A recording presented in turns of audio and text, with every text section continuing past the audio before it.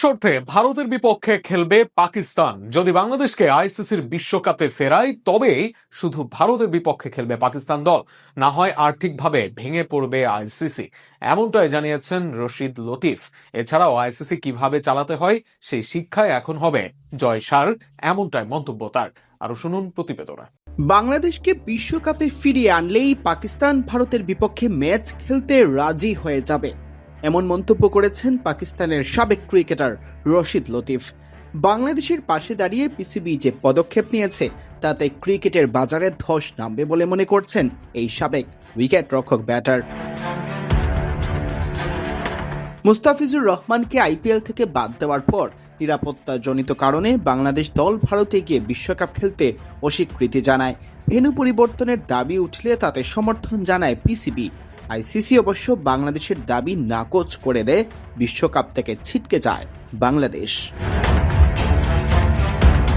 এর প্রতিবাদ হিসেবে পাকিস্তান 15 ফেব্রুয়ারির ভারত পাকিস্তান ম্যাচে মাঠে না নামার সিদ্ধান্ত নিয়েছে, জানিয়ে এখন তোলপাড় ক্রিকেট দুনিয়ায়। ক্রিকেটের সবচেয়ে হাই ভোল্টেজ লড়াই মাঠে না গড়ালে কোটি কোটি ডলার লোকসান হবে আইসিসিরও।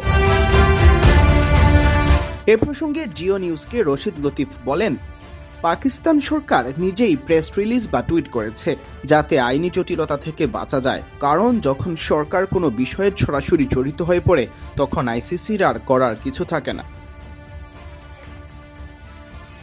পাকিস্তানের পদক্ষেপের প্রশংসা করে তিনি আরো বলেন, পাকিস্তান সঠিক পদক্ষেপ নিয়েছে, কারণ এটা বিলিয়ন ডলারের ব্রডকাস্টারদের বাজার, যা এখন মিলিয়নে নেমে আসবে। আইসিসি প্রায় 100 থেকে 150টি সদস্য দেশকে ফান্ডিং দেয়, যেখানে 3 বিলিয়ন ডলারের বাজার ছিল সেটি 1 বিলিয়নে নেমে আসলে সবার ফান্ডিংয়ে টান পড়বে। রশিদ লতিফ মনে করেন, বাংলাদেশকে বিশ্বকাপে ফিরিয়ে আনলেই পাকিস্তান ভারতের সাথে খেলতে রাজি হয়ে যাবে।